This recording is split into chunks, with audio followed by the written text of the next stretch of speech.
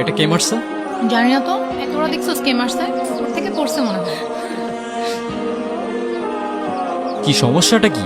সমস্যা তো আছেই, আমরা সিনিয়ররা এখানে দাঁড়ায় আছি আর তুমি সালাম না দিয়ে চলে যাচ্ছ। কি সিনিয়রদের রেসপেক্ট করতে জানো না নাকি? সরি, আমি আসলে এত সিনিয়র টিনিয়র মানি না। যে আমাকে রেসপেক্ট করে আমি তাকে রেসপেক্ট করি, আর যে করে না তাকে নো ওয়ে।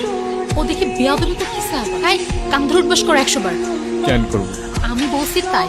मैं तुम्हारे बाप का नौकर नहीं हूँ। এই অনেক হইছে, ও যা বলছে তার চুপচাপ কর। 100 বার গুনে গুনে কর, একটাও যেন বাদ না যায়। একটা বারও করবো না। লাস্ট ওয়ার্নিং দিচ্ছি, কানে ধরো। কেন না ধরলে কি করবা?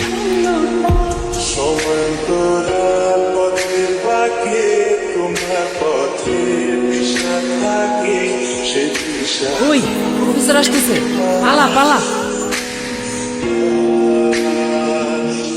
আমারে কান ধরে উদ্বোস কর, চিনে না তো? ও যদি ঘাটতে নয়, আমি ঘাটতে আর দাদু। এই দাঁড়াও।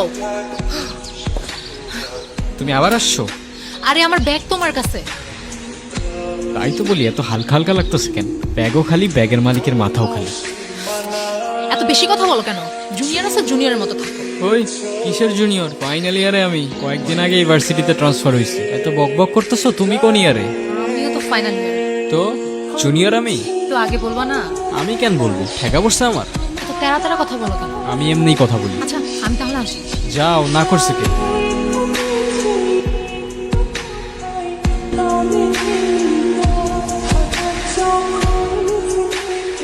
এই কি অবস্থা?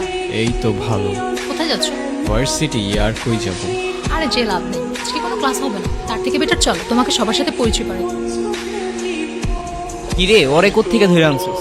ও আমাদের জুনিয়র না, সিনিয়র। সিনিয়র মানে? মানে ক্রেডিট ট্রান্সফার করে আমাদের ভার্সিটিতে আসছে। আচ্ছা যাই হোক, চল আমরা ট্রুথ অর ডেয়ার খেলি। এইখানে ট্রুথ অর ডেয়ার? হ্যাঁ আমি খেলবো না ভাই, তোরা খেল। চল আমরাও ক্লাসে যাই। মানে অন্য সময় কখনো ক্লাস করে না, আজকে ওদের সবার ক্লাস করতে হবে। আচ্ছা চল আমরাই শুরু করি। স্টার্ট করি। ট্রুথ। তুমি লাস্ট কবে কান্না করছিলে? কাল রাতে। আচ্ছা নেক্সট।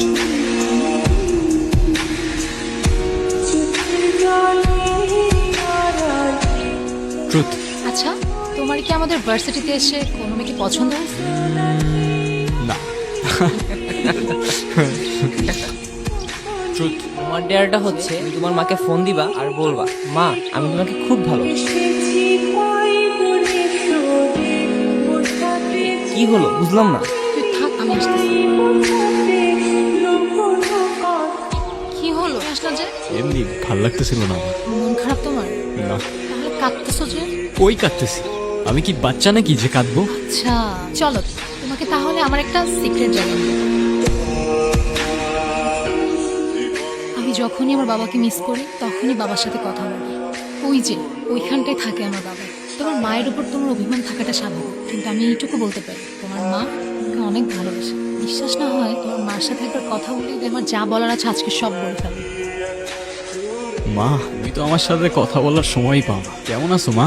তোমাকে একটা কথা বলি, আই লাভ ইউ মা, আর অনেক বেশি মিস করি মা। ওই দেখো তোমার মাও তোমার সাথে আছে আর আমি।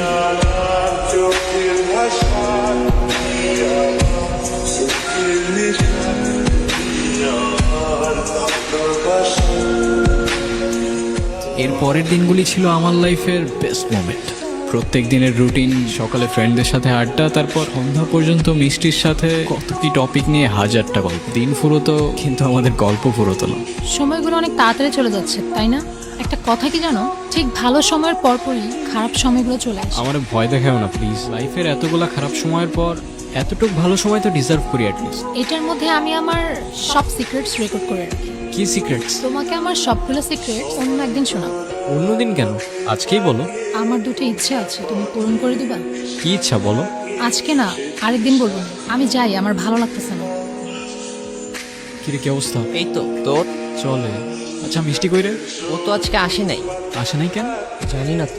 ব্যাস, ঘড়ির কাঁটা আবার উল্টো ঘুরতে শুরু করলো। আমার লাইফে খারাপ সময়টা ছুটতে শুরু করলো। জানি না আমার সাথেই কেন এমন হয়। যাদের সবচেয়ে প্রয়োজন তারাই চলে যায়। প্রথমে মা, এখন তুমি। একদিন দুই দিন করে এভাবে প্রায় 18 দিন কেটে যায়। তারপর একদিন। কি রে কি হয়েছে তোর? আর এতদিন কই ছিলি? কিছু না, আমি ভার্সিটির কিছু পেপারস নিতে আসছিলাম। তোরা থাক, আমি যাই। তুমি কি আমাকে ইগনোর করতেছো? আমাকে যেতে দাও প্লিজ, আমার ভালো লাগতেছে না। আমি তোমাকে আটকাচ্ছি না, ইগনোরই যেহেতু করবা 2 দিনের জন্য পাশে থাকার কি দরকার ছিল? তোমার যেমন আমার জন্য ফিলিংস ক্রিয়েট হচ্ছে, সেম জিনিসটা আমারও। আমি চাই না তোমার ফিলিংসটা আরও বাড়ুক, না হলে শেষে অনেক বেশি কষ্ট পেতে হবে। কেন কষ্ট পাইতে হবে? তুমি শুধু বলো হয়েছেটা কি, তোমার এই অবস্থা কেন? এর থেকে বেশি কিছু আমি তোমাকে বলতে পারবো না। সরি বারফি। হাই, আপনারা শুনছেন রেডিও মিষ্টি। আমি জানি না আজ আমি কি বলবো। Thyroid cancer, last stage. আমার 2টা সিক্রেট ইচ্ছা আছে জানো। প্রথম ইচ্ছেটা হচ্ছে আমি আমার সবচেয়ে প্রিয় মানুষটার সাথে ওই ইচ্ছে পাহাড়ে যাব। আর দ্বিতীয় ইচ্ছেটা হচ্ছে মিষ্টি, একটু এদিকে আসো, তোমার সাথে ইম্পর্টেন্ট কথা আছে। কি করতেছো এগুলা বারফি? চোখটা বন্ধ করো, চোখটা খোলো। তোমার ইচ্ছাগুলা আমার পূরণ করার কথা ছিল। তুমি যাবে আমার সাথে ইচ্ছে পাহাড়ে? ওই আর কত দূর? এই তো আরেকটু। এই দিনটার জন্য আমি কতদিন ধরে অপেক্ষা করে আছি আমার কোনো আইডিয়া নেই। এখানে শেষবার যখন এসেছিলাম তখন আমার বয়স 6 বছর। এরপরে কখনো আসোনি কেন? এখানে একা একা আসলে আমি আমার বাবাকে হয়তো এতটাই মিস করতাম যেটা আমি সহ্য করতে পারতাম না। এই ভয়ে তোমাকে একটা কথা বলি। বলো। থ্যাঙ্কস। আমার তো থ্যাঙ্কস লাগবে না, তো কি লাগবে? তোমার একটা স্মাইল। আচ্ছা এদিকে আসো।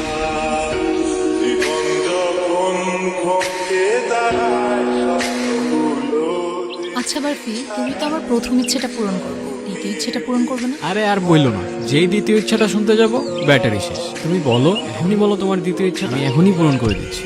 কি হলো, কিছু বলতেছো না কেন? মিষ্টি, মিষ্টি, দ্বিতীয় ইচ্ছা। আমার 2টা সিক্রেট ইচ্ছা আছে জানো। প্রথম ইচ্ছেটা হচ্ছে আমি আমার সবচেয়ে প্রিয় মানুষটার সাথে ওই ইচ্ছে পাহাড়ে যাব। আর দ্বিতীয় ইচ্ছেটা হচ্ছে আমার শেষ নিঃশ্বাসটা যেন ওই পাহাড়েই হয়। জানো, আমার বাবা আমার জন্য সেই পাহাড়ে উঠতে গিয়ে হার্ট অ্যাটাক করে। এরপর থেকে আমি কখনো সেখানে একা যাওয়ার সাহস করতে পারিনি। অনেকবার চেষ্টা করেছি, পারিনি। আমার এই শেষ ইচ্ছেটা যদি পূরণ হয় না, আমি আমার বাবার সাথে সারা জীবন এখানেই থেকে যাব। কষ্ট পেও না, তোমাকেও দেখছি আমি দূর থেকে। নথি কখনো বদলানো যায় না রে। নিজেকে আর কত দোষারোপ করবি? প্রতিটা বছর এই দিনে তুই এইখানে আসিস, কি লাভ? আমারে বল। ট্রেন ছাড়ার সময় চলে এসেছে, চলে আসিস, ওয়েট করতেছি। তোমার ইচ্ছে তো পূরণ হয়ে গেল, কিন্তু আমি আবারও একাই রয়ে গেলাম। তুমি আর মা হয়তো দুজনেই আছো, কিন্তু অনেক দূরে। I miss you. আমি আসবো প্রত্যেকটা বছর তোমার ইচ্ছে পাহাড়ে।